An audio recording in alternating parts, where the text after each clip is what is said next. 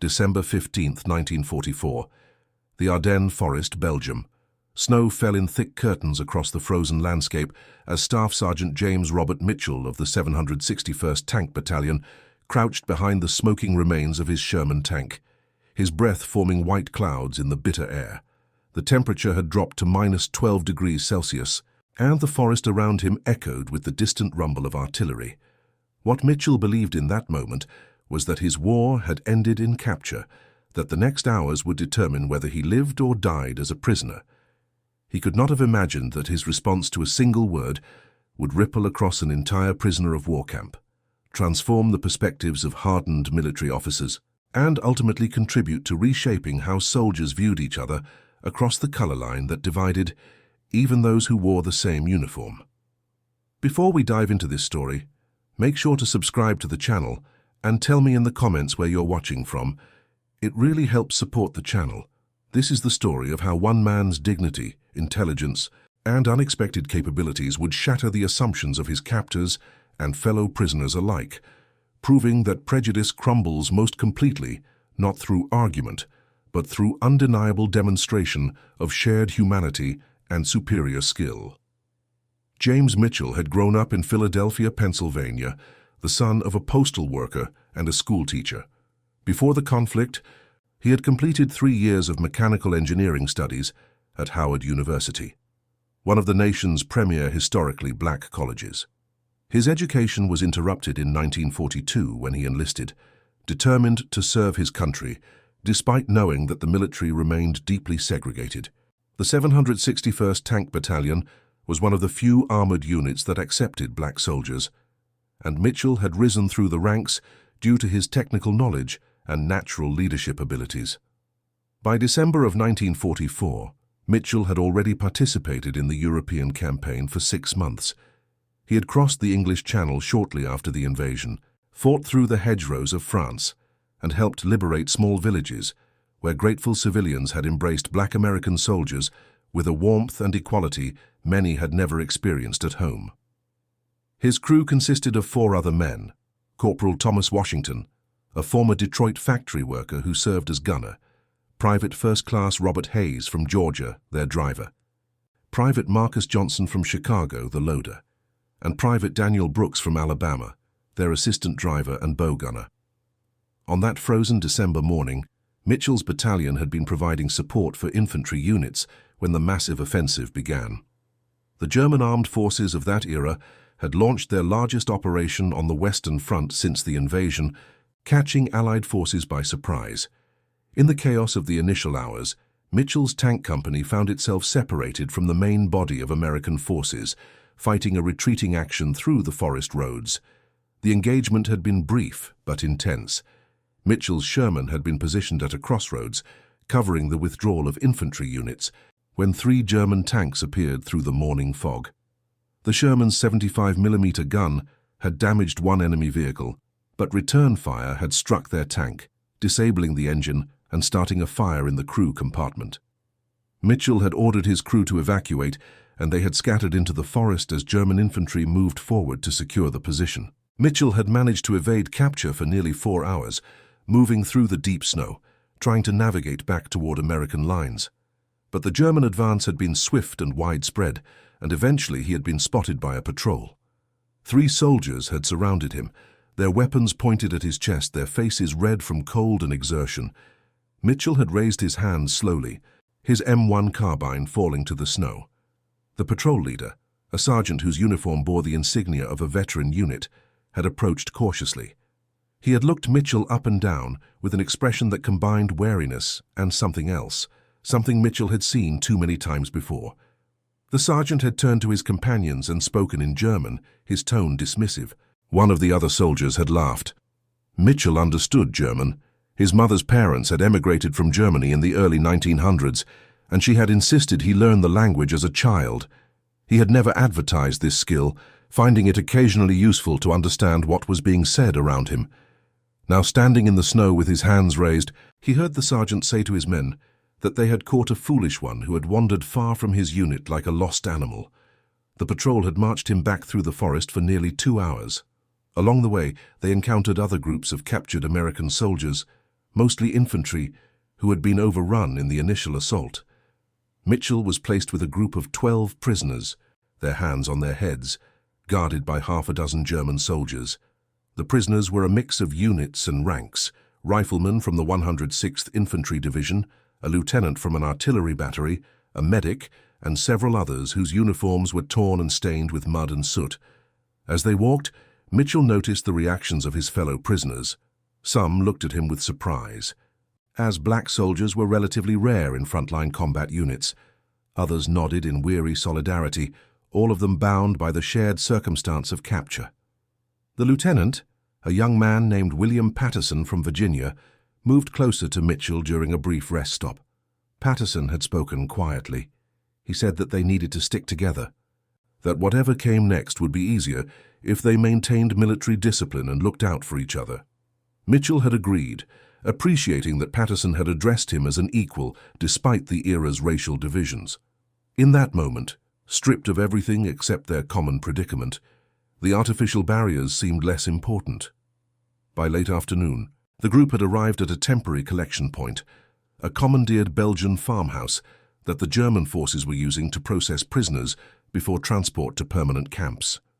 The prisoners were herded into a large barn, where they joined nearly 60 other captured Americans. Guards were posted at the doors, and the prisoners were left to settle on the hay-strewn floor, exhausted and uncertain about their fate. Mitchell found a spot near the wall and sat down heavily, his body aching from the long march in the cold. Around him, men spoke in low voices, sharing information about what had happened to their units, speculating about how long they would be held and whether rescue might come. Some tended to minor injuries, while others simply stared at nothing, processing the shock of capture. As evening approached, German officers arrived to conduct initial interrogations. They moved through the barn, selecting prisoners, seemingly at random, taking them one by one to the farmhouse for questioning. The process was slow and methodical. Each prisoner was gone for 20 to 30 minutes before returning to the barn. Most came back looking tired but unharmed, reporting that they had been asked basic questions about their units and refused to answer beyond providing name, rank, and service number, as required by the Geneva Conventions. When Mitchell's turn came, 2 guards escorted him to the farmhouse. He was taken to what had once been the building's dining room, now converted into a makeshift office. Behind a heavy wooden table sat 3 German officers. The senior officer, a captain whose uniform bore campaign ribbons from earlier years of the conflict, gestured for Mitchell to stand before the table. The captain had studied Mitchell for a long moment, his expression unreadable. Then he had spoken in accented but clear English, asking for Mitchell's name, rank, and service number. Mitchell had provided the required information, his voice steady. The captain had written the details on a form, then looked up again. What happened next would become a defining moment. The captain had exchanged glances with his fellow officers, and one of them, a younger lieutenant with a thin face and cold eyes, had leaned forward. The lieutenant had spoken in German, not expecting Mitchell to understand. He had said to the captain that it was remarkable what the Americans were doing, how desperate they must be to put such specimens in tanks, how they were clearly scraping the bottom of the barrel. He had used a derogatory term, calling Mitchell a monkey, suggesting that the American military must be in terrible shape to arm such individuals. The room had fallen silent. The captain had looked uncomfortable but said nothing. The 3rd officer, an older major with graying hair, had frowned slightly but also remained quiet. They had expected Mitchell to stand there in ignorant compliance, unaware of the insult. Instead, Mitchell had done something unexpected. He had responded in fluent German, his pronunciation clear and his grammar perfect. He had looked directly at the lieutenant and said that it was interesting to hear such an assessment from officers whose forces were currently retreating on multiple fronts, whose industrial capacity had been reduced to a fraction of its former output, and whose tactical situation was deteriorating daily despite temporary successes. He had spoken calmly, without anger, but with unmistakable intelligence and authority. The effect was immediate and profound. The lieutenant had jerked back in his chair, his face flushing red. The captain's eyes had widened, and he had sat up straighter. The major had leaned forward, suddenly very interested. For a long moment no one had spoken. Finally, The Major had addressed Mitchell directly in German. He had asked where Mitchell had learned to speak the language so well. Mitchell had explained about his grandparents, his education, and his studies at university. He had mentioned his engineering coursework, his understanding of mechanical systems, and his role as a tank commander. The Major had asked several technical questions, testing Mitchell's knowledge. Mitchell had answered each one accurately, discussing the specifications of the Sherman tank, its advantages and disadvantages compared to German armored vehicles, the tactical considerations of armored warfare, and the logistical challenges of maintaining mechanized units in winter conditions. His responses had demonstrated not just memorized information, but genuine understanding and analytical capability. The atmosphere in the room had transformed. The captain had dismissed the lieutenant, who had left looking humiliated and angry. The Major had continued the conversation, moving beyond interrogation into what felt almost like a professional discussion between military men. He had asked about Mitchell's education, about Howard University, about the training programs for tank commanders. Mitchell had answered honestly within the bounds of what was permissible, providing no tactical information but engaging in the broader conversation. After nearly an hour, the Major had stood and extended his hand. Mitchell had shaken it, a gesture that would have been unthinkable at the beginning of the interview. The Major had said in German that he hoped Mitchell would survive the conflict and return to complete his engineering degree. He had added that perhaps after the current troubles ended, men like Mitchell would help build a better world. Then he had instructed the guards to return Mitchell to the barn, but had added a quiet word that Mitchell should be treated with respect. When Mitchell returned to the barn, word of what had happened had somehow already spread among the German guards. Several of them looked at him differently, with curiosity rather than dismissiveness. His fellow prisoners had gathered around, asking what had happened, why he had been gone so long. Mitchell had downplayed the incident, but Lieutenant Patterson had noticed the change in how the guards treated Mitchell and had pressed for details. Over the following days, as more prisoners arrived and the temporary camp swelled to over 200 men, Mitchell's reputation grew. The German officers, particularly the Major, began consulting with Mitchell on practical matters. When questions arose about maintaining captured American vehicles, Mitchell provided technical advice. When disputes occurred between guards and prisoners, the Major sometimes asked Mitchell to help mediate, trusting his judgment and linguistic ability. More significantly, Mitchell's presence and capabilities began to affect the dynamics among the prisoners themselves. Many of the white soldiers, particularly those from southern states, had never interacted with black soldiers as equals. The military's segregation policies had ensured that most units remained racially separated. Now, in captivity, they watched as Mitchell conversed fluently with their captors in German, as he demonstrated technical knowledge that few of them possessed, and as he commanded respect from the enemy officers. Private First Class Harold Jenkins from Mississippi had been one of the skeptics. He had grown up in a society where racial hierarchy was rigidly enforced, where black Americans were systematically denied education, opportunity, and dignity. His worldview had been shaped by this environment, and he had carried those assumptions into military service. Watching Mitchell interact with the German officers had created cognitive dissonance. Everything Jenkins thought he knew about racial differences contradicted what he was seeing with his own eyes. One evening, Jenkins had approached Mitchell hesitantly.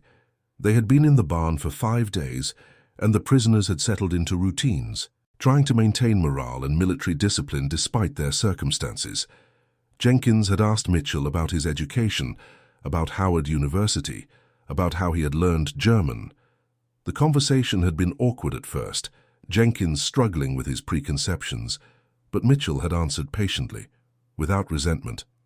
Jenkins had admitted that he had never met a Negro who spoke like Mitchell, who knew so much about technical subjects. Mitchell had explained gently that Jenkins probably had never been given the opportunity to meet black Americans in environments where they could demonstrate their full capabilities. He had spoken about the hundreds of thousands of black soldiers serving in the conflict, the pilots of the 99th Fighter Squadron, who had distinguished themselves in aerial combat, the engineers and technicians who kept complex systems running, the doctors and nurses who saved lives in field hospitals. This conversation had been overheard by others. and it had sparked more discussions. Men who had never questioned the racial assumptions they had grown up with found themselves reconsidering. They saw that Mitchell shared their hardships, their fears, their hopes for survival and return home. They saw him treated with respect by enemy officers who judged him on his abilities rather than his race. And slowly, some of them began to understand that the prejudices they had accepted as natural truth were instead learned beliefs that crumbled when confronted with contrary evidence. Lieutenant Patterson had recognized the significance of what was happening. He had deliberately sought Mitchell's input on decisions affecting the prisoner group, publicly demonstrating that he valued Mitchell's judgment. When they organized work details or planned how to stretch their meager rations, Patterson made sure Mitchell was part of the decision-making process. Other officers and NCOs had followed Patterson's example, creating a small bubble within the camp where merit and capability mattered more than race. Not everyone had been transformed. Some prisoners had clung to their prejudices, unwilling or unable to reconcile their beliefs with what they witnessed. A sergeant named Coleman from Alabama had remained hostile, making disparaging comments and refusing to interact with Mitchell beyond what was absolutely necessary. But even Coleman had been forced to acknowledge, if only to himself, that Mitchell's competence was undeniable. On the 10th day of their captivity, a significant incident occurred that would further cement Mitchell's role in the camp. A group of prisoners, desperate and perhaps not thinking clearly, had attempted to overpower the guards during a work detail outside the barn. The plan had been poorly conceived and quickly detected. German soldiers had responded swiftly, and the situation had escalated to the point where weapons were raised and violence seemed imminent. The major had rushed from the farmhouse, shouting orders to his men, but the situation had remained tense, the would-be escapees surrounded, other prisoners watching fearfully, guards nervous and ready to respond to any threat. The major had looked around and spotted Mitchell among the onlookers. He had called out to Mitchell in German, asking him to help calm the situation. Mitchell had stepped forward carefully, his hands visible, moving slowly. He had approached the surrounded prisoners and spoken to them in English, explaining that resistance at this point would only result in harm, that they needed to stand down and accept return to the barn. The prisoners, recognizing Mitchell and trusting him, had complied. The major had ordered his guards to lower their weapons and the crisis had been defused without injury. Afterward, the major had addressed all the prisoners through Mitchell as translator. He had explained that while he understood their desire to escape, any such attempts would be met with appropriate force. However, he had also promised that as long as the prisoners behaved reasonably, they would be treated in accordance with the Geneva Conventions and not subjected to unnecessary hardship. He had acknowledged that conditions were difficult for everyone, that supplies were limited, but that they would do their best to ensure basic needs were met. This incident had elevated Mitchell's status even further. He had become, in effect, an informal liaison between the captors and captives, a role that required diplomacy, intelligence, and the trust of both groups. The major had begun consulting with Mitchell regularly, discussing practical matters of camp administration.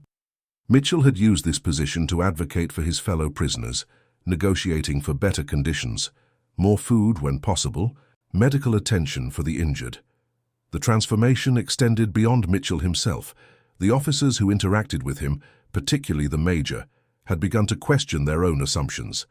The major, whose name was Friedrich Hartmann, had been a career military officer who had served since the early 1930s. He had been educated in the military academy system, had fought in campaigns across Europe, and had absorbed the prevailing ideologies of his nation and era. But his interactions with Mitchell had created doubt. One evening, Hartmann had asked Mitchell to join him in the farmhouse office. Over weak ersatz coffee, they had talked about the conflict, about their hopes for its end, about what might come after. Hartmann had admitted that the situation had changed his perspective. He had said that he had been taught many things about racial hierarchies, about the superiority of certain groups over others. But meeting Mitchell, seeing his capabilities, conversing with him as an intellectual equal, had made Hartmann question those teachings. Mitchell had responded that prejudice was always built on incomplete information, on limited exposure to the full range of human diversity. He had explained that in America, Systematic segregation ensured that most white Americans never encountered black Americans in contexts where they could demonstrate their full humanity and ability. The same was true in Germany and elsewhere. When people were kept separate, when education and opportunity were denied to certain groups, it became easy to maintain false beliefs about inherent differences. Hartman had asked what Mitchell thought would happen after the conflict ended, whether these attitudes would change. Mitchell had said he hoped so, but that change would be difficult and slow. He had noted that many black soldiers like himself, having served their country and proven themselves in the most challenging circumstances imaginable, would return home to face the same discrimination they had known before.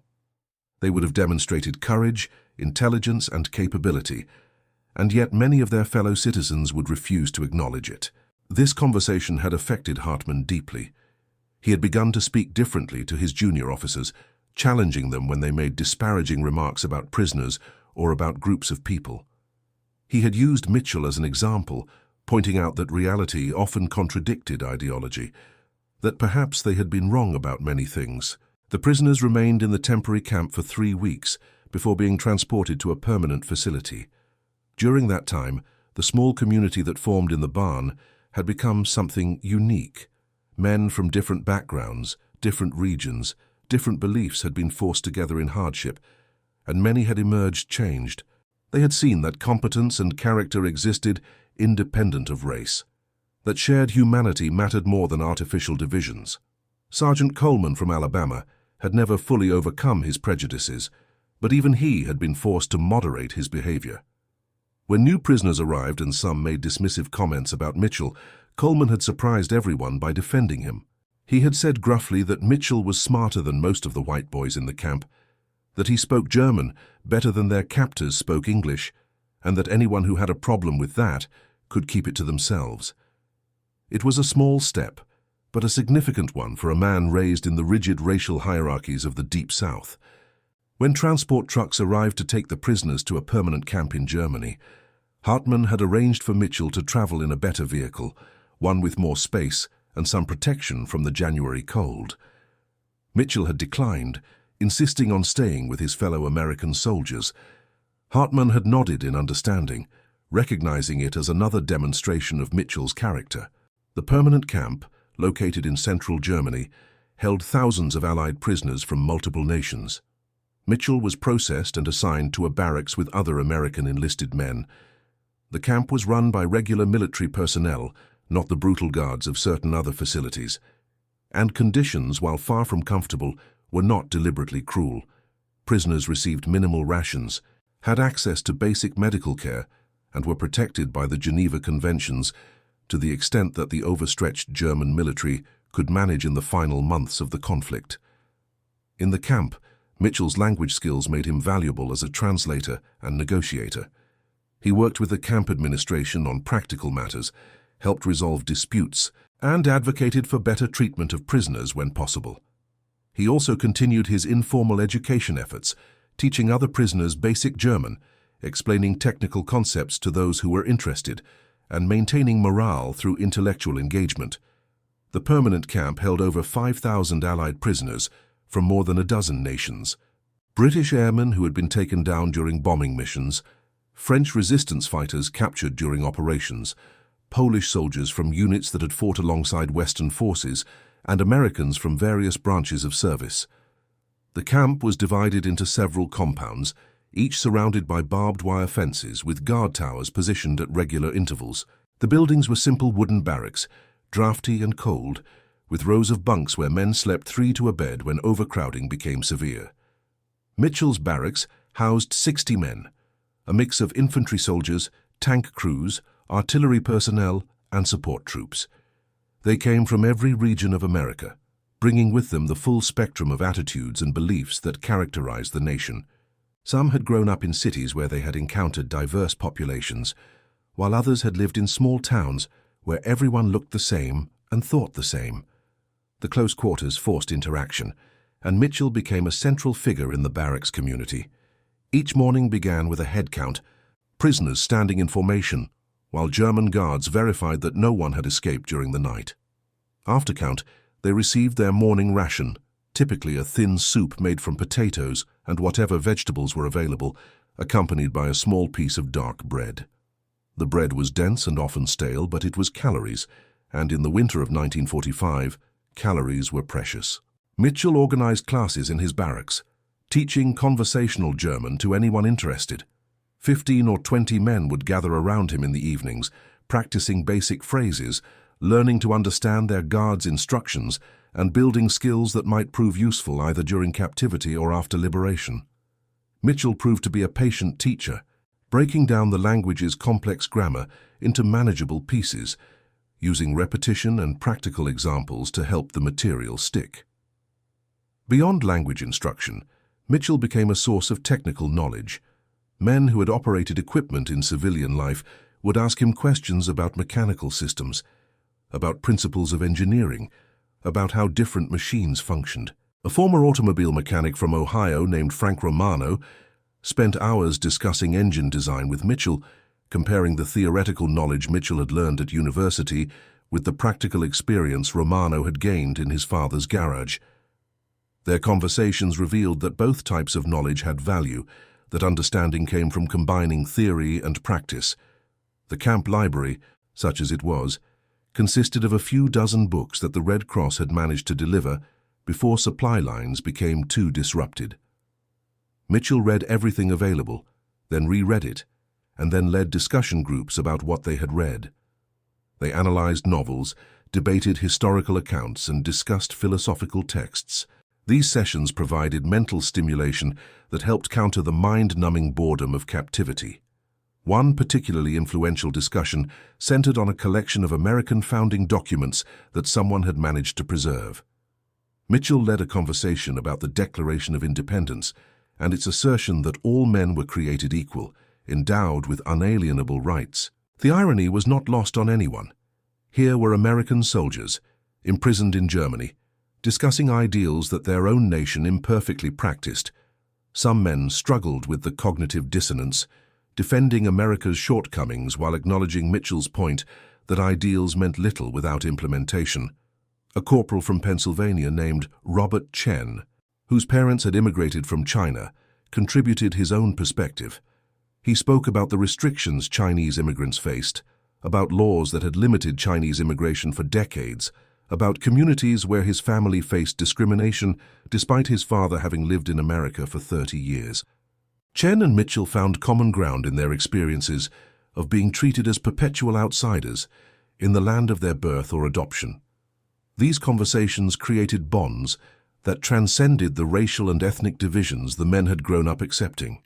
When you have spent weeks debating philosophy with someone, sharing your last piece of bread with them, depending on them for emotional support through the darkest hours of captivity, it becomes impossible to see them as fundamentally different or inferior. The shared experience of suffering, combined with intellectual and emotional connection, broke down barriers that peacetime society maintained through separation and ignorance. Lieutenant Patterson, who had been placed in the officers' section of the camp, managed to get messages to Mitchell regularly through the camp's internal mail system and through guards who could be persuaded to carry notes. The officers lived in similar conditions to the enlisted men, but in separate compounds, meeting only during organized work details or special gatherings. Patterson had written to his family about Mitchell, describing him as one of the finest soldiers he had ever known.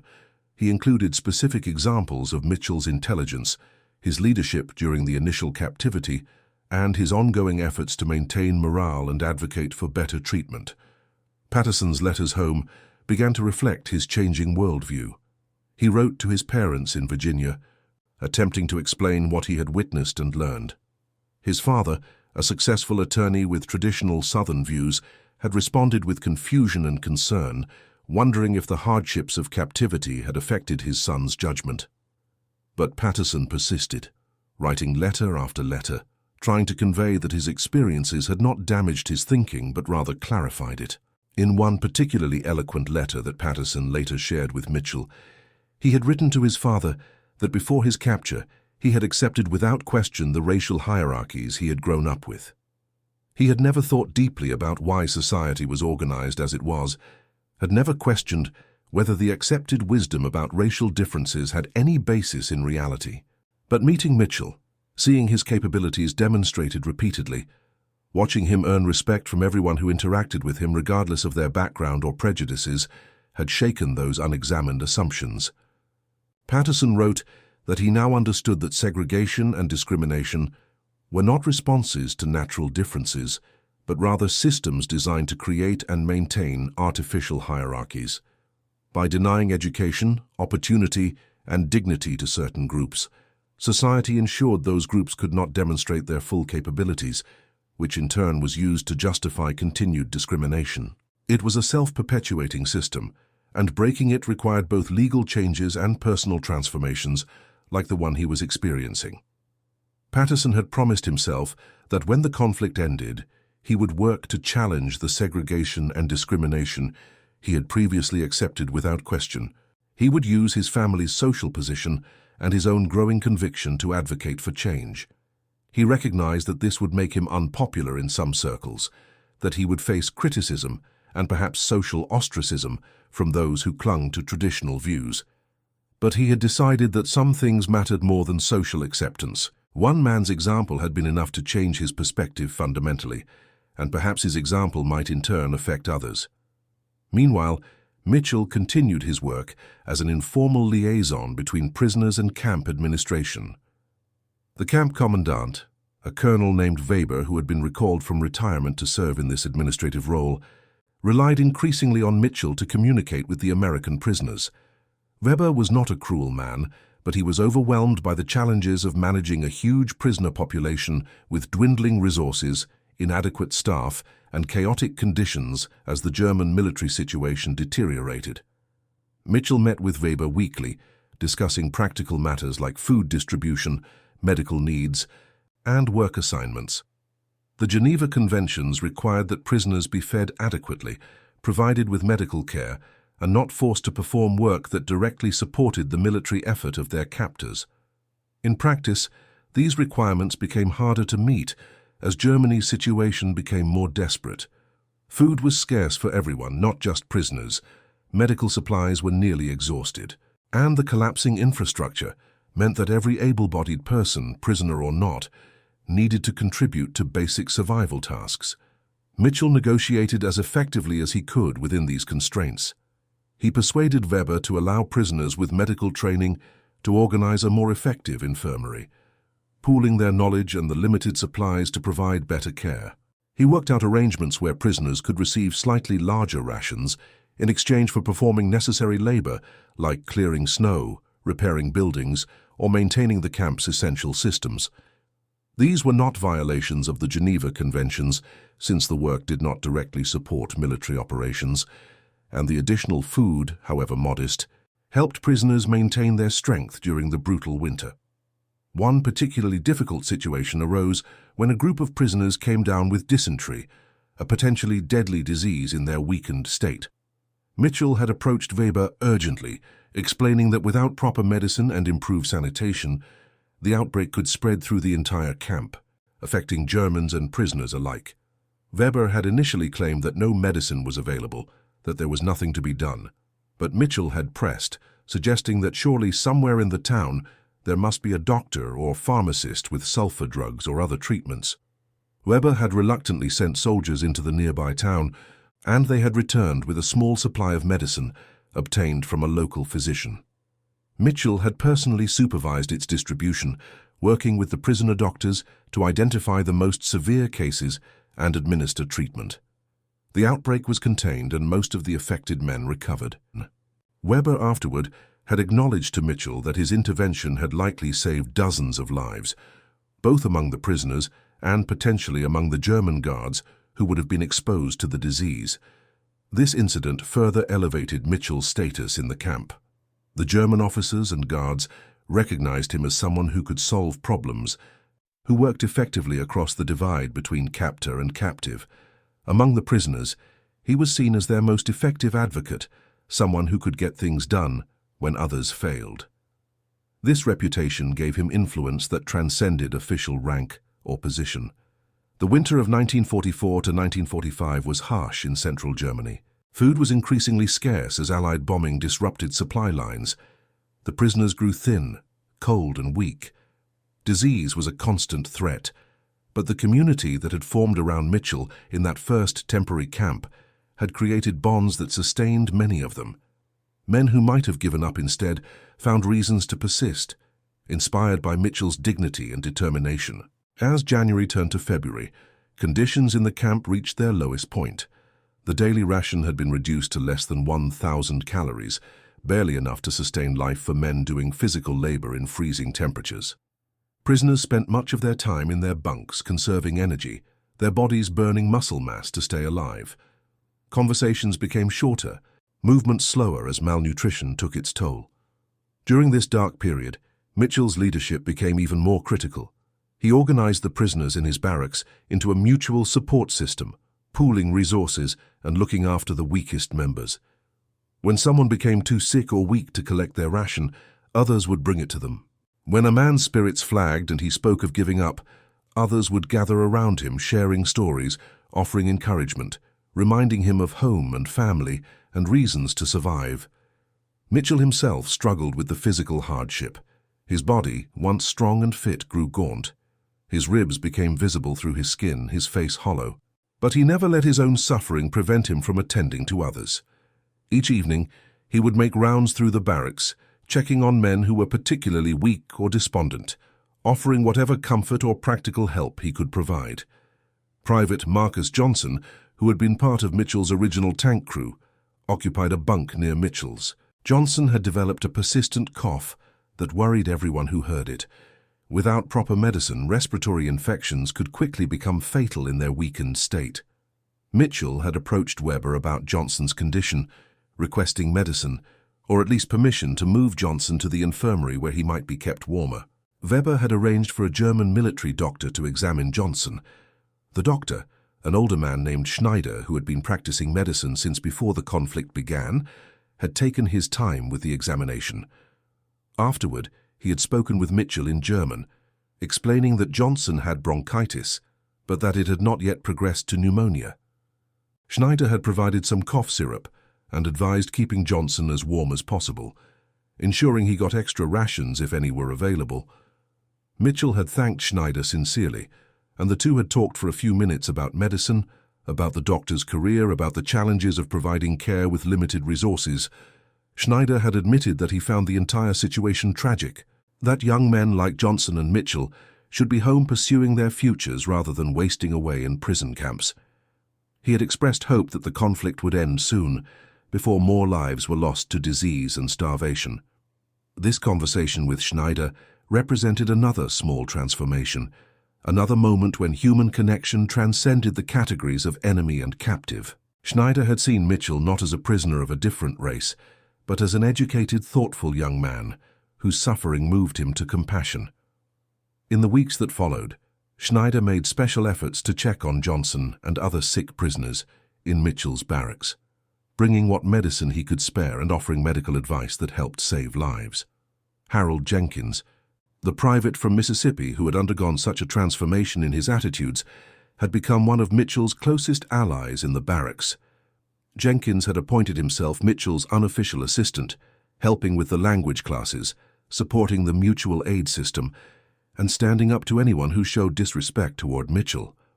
The friendship between these two men, impossible to imagine in the segregated American South, had become one of the remarkable stories within the camp. One evening, as they sat together during a rare moment of relative warmth when the barrack stove actually had fuel, Jenkins had spoken about his concerns about returning home. He said that he knew Mississippi had not changed, that the racial hierarchies he had grown up with remained firmly in place. He worried that he would not have the courage to challenge those systems, that the social pressure would be too great, that he would slide back into old patterns despite his new understanding. Mitchell had responded that change did not require heroic acts, that simply treating people with respect and dignity, refusing to participate in cruelty or discrimination, teaching children differently, these small choices accumulated over time.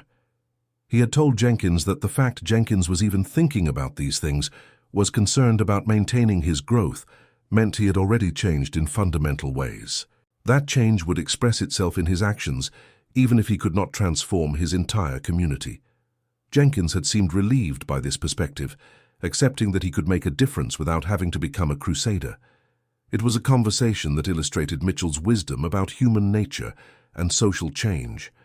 He understood that most people were not revolutionaries, that expecting everyone to be heroes set an impossible standard. But if people simply became slightly better versions of themselves, slightly more open, slightly more willing to question inherited prejudices, those incremental changes could reshape society over generations. As February progressed into March, subtle changes began occurring in the camp. Guards became more nervous, discipline more lax. Rumors circulated about the military situation outside, about Allied armies advancing from multiple directions, about the German military collapsing. Some guards began to desert, simply walking away from their posts. Others talked openly about what might happen when enemy forces arrived, whether they would be treated as prisoners or punished for their roles as guards. Mitchell had several conversations with Weber during this period, discussing what might happen during the transition from German control to liberation. Weber had confessed that he was afraid, that he had tried to run the camp humanely, but worried that soldiers from the advancing armies might not distinguish between guards who had followed the Geneva Conventions and those who had committed atrocities in other camps.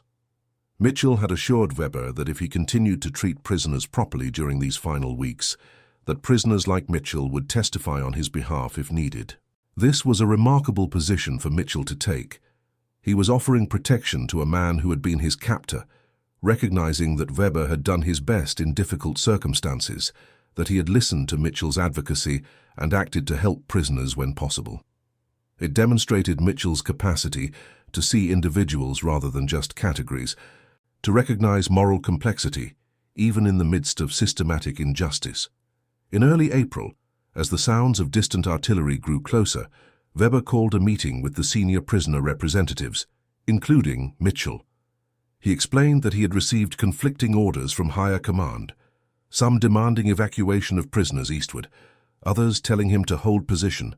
He said that he believed evacuation would be disastrous, that forcing thousands of weakened prisoners on a long march would result in massive loss of life.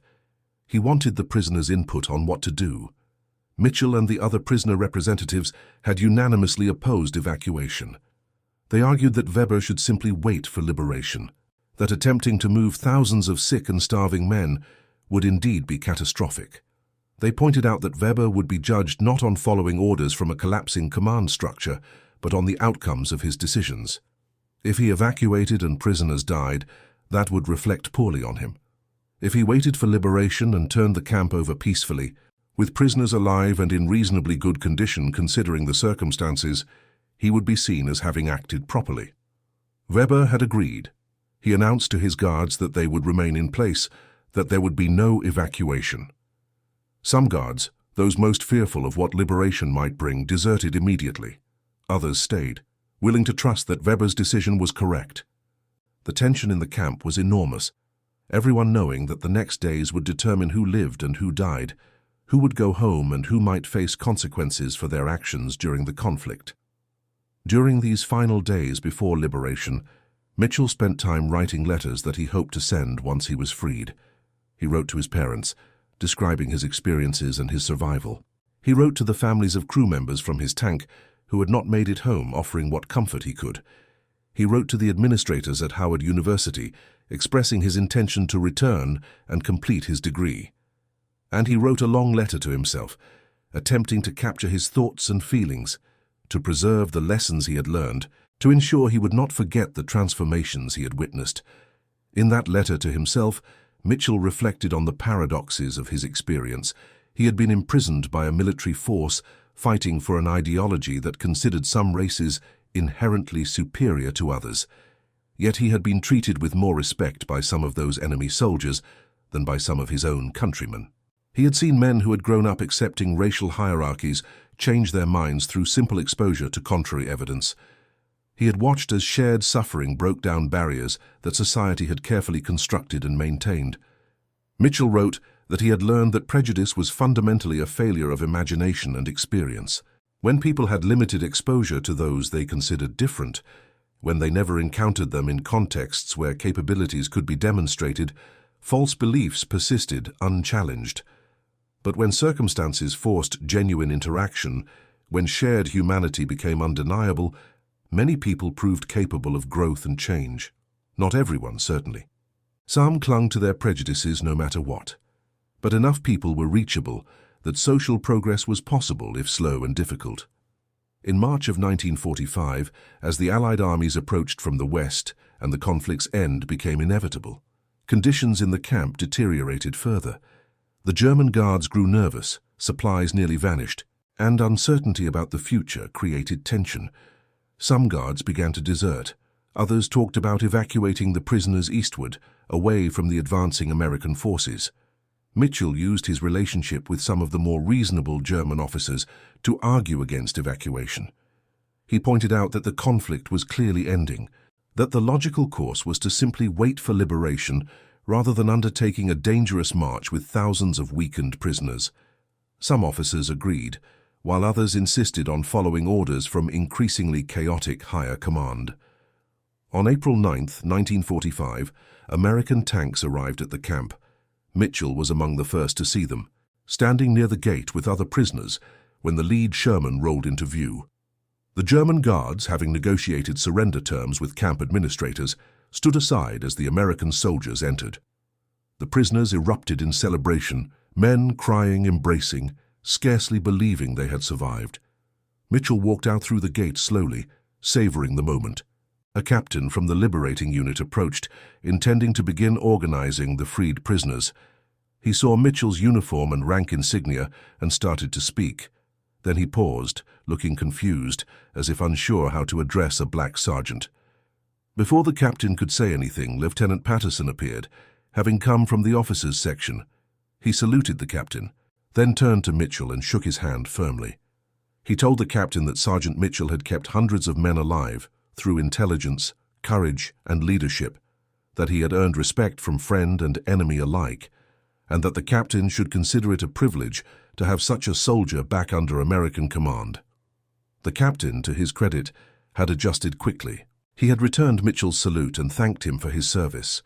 It was a small moment, but one that reflected how some things had changed, even if many remained the same. The freed prisoners were processed through several stages of repatriation.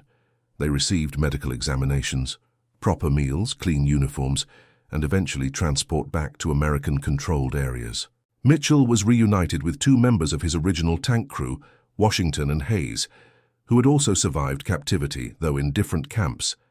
The joy of that reunion was profound. Men who had shared danger and hardship together, now sharing relief at having survived. During the repatriation process, many of the men who had been in that first temporary camp sought out Mitchell to say goodbye and to thank him. Some expressed their changed perspectives openly, acknowledging that they had learned to see beyond race during their captivity. Others were less articulate but no less sincere, simply shaking Mitchell's hand and wishing him well, their respect evident in their actions, if not their words. Harold Jenkins, the private from Mississippi, had approached Mitchell on the day before Mitchell's transport back to the United States. Jenkins had struggled to express what he wanted to say.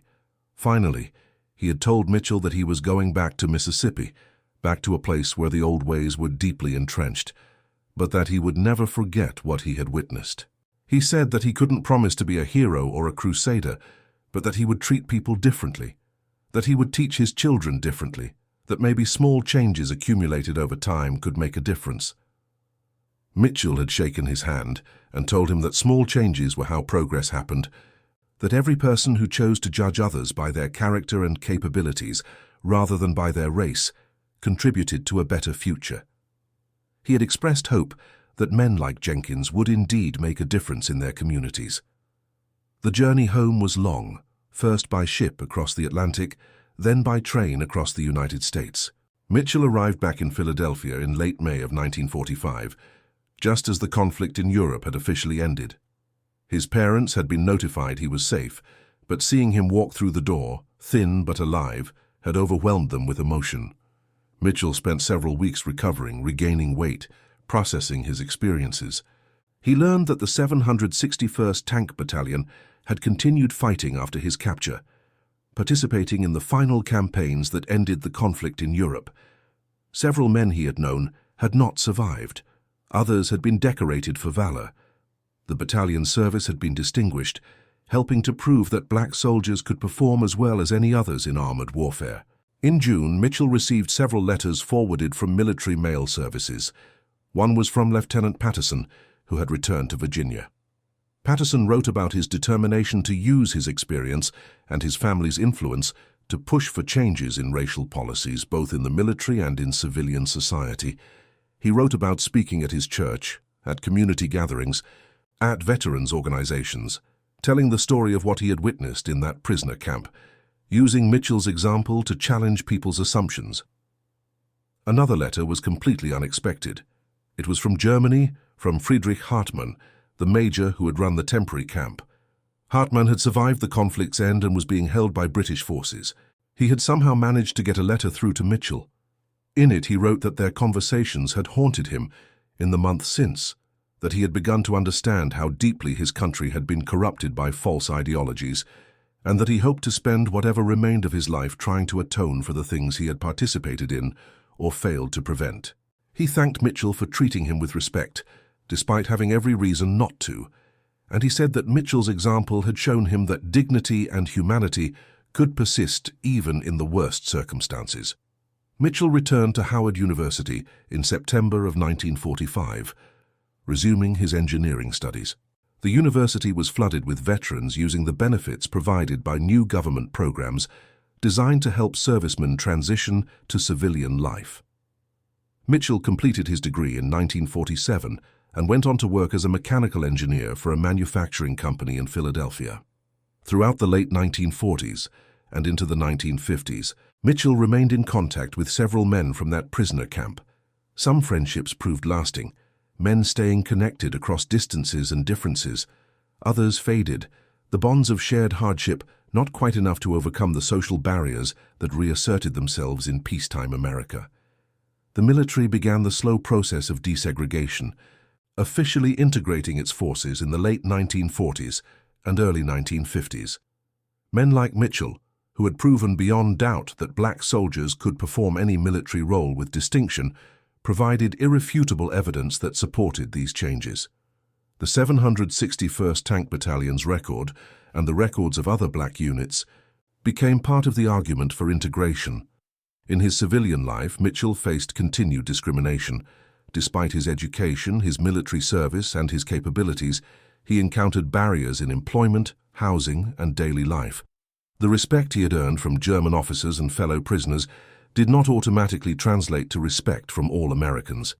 But he persisted, building a successful career, raising a family, and remaining active in veterans organizations and civil rights efforts. In the 1960s, as the civil rights movement gained momentum, Mitchell was interviewed several times about his wartime experiences. He told the story of that moment in the farmhouse when he had responded to an insult by demonstrating capabilities that shattered assumptions. He spoke about the transformation that had occurred among some of the prisoners, about how exposure to another person's full humanity could overcome learned prejudice. He emphasized that systemic change required both legal reforms and personal transformations, that laws could force compliance, but individual encounters changed hearts. One interview particularly stood out. A journalist asked Mitchell whether he felt bitter about serving a country that discriminated against him, about risking his life for a nation that denied him full equality. Mitchell had thought carefully before responding. He said that the contradiction was real and painful, that it was unjust that black Americans had to prove their worth repeatedly, while white Americans had their capabilities assumed. But he also said that by serving with honor, by demonstrating competence and courage, he and other black soldiers had advanced the cause of equality more effectively than they might have through other means. Their service became evidence that could not be dismissed, proof that discredited racist ideology. He added that the men who had changed their perspectives in that prisoner camp, like Jenkins and Patterson, had gone home and influenced others, small ripples spreading outward. Not fast enough, not comprehensive enough, but real nonetheless.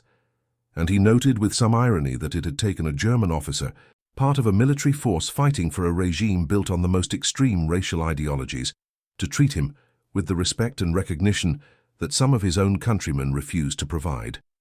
Mitchell lived to see substantial changes in American society.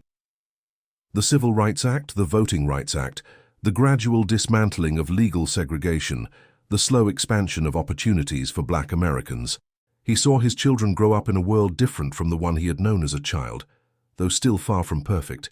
He saw Black Americans elected to high office, appointed to positions of authority, succeeding in fields that had once been closed to them. In 1994, 50 years after that December day in the Ardennes forest, Mitchell attended a reunion of survivors from his tank battalion. Several men from the prisoner camp also attended, including Patterson and Washington. They were old men now, in their 70s, gathering to remember and honor those who had not returned. At the reunion dinner, Patterson stood to speak. He told the assembled group about that temporary prison camp, about the transformation he had witnessed, about the lasting impact Mitchell had made on his life. He said that knowing Mitchell had been one of the defining experiences of his life, that it had set him on a path of questioning and growth that he was still following 5 decades later. The room had fallen silent as Patterson spoke, men wiping their eyes, remembering. When he finished, the audience had stood and applauded, not just for Patterson's words but for what they represented, the long journey from that frozen Belgian forest to this room full of old soldiers who had learned to see each other as brothers. Mitchell lived until 2006, dying at the age of 84. His obituary in the Philadelphia newspaper mentioned his military service, his engineering career, his civil rights activism, but it could not fully capture the impact of his life. The ripples he had created in that prisoner camp had spread far beyond what any individual could trace. Men he had influenced others, creating chains of changed perspectives that extended across generations. Years after Mitchell's passing, a historian researching prisoner of war experiences came across references to the incident in various memoirs and interviews. Piecing together accounts from multiple sources, she reconstructed the story and recognized its significance. Here was a moment when one person's dignity and capability had created a cascade of transformed perspectives, a small but real victory over prejudice in the midst of history's deadliest conflict.